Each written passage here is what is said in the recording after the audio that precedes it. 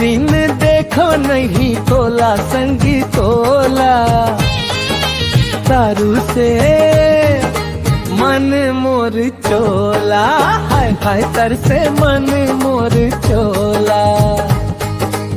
एको दिन देखो नहीं तोला संगी तोला, तर से मन मोर चोला, हाय हाय तर से मन मोर चोला।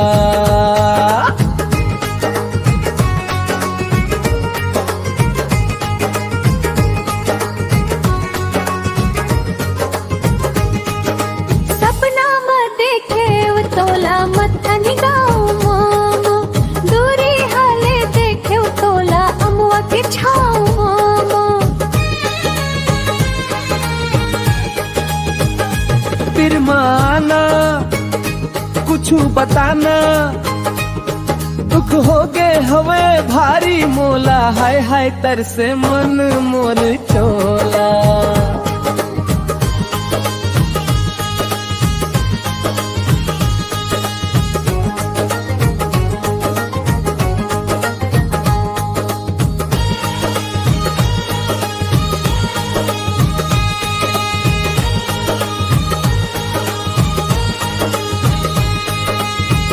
मन के बगीचा में हवे फुलवारी, पालक पन के मोर संगवारी।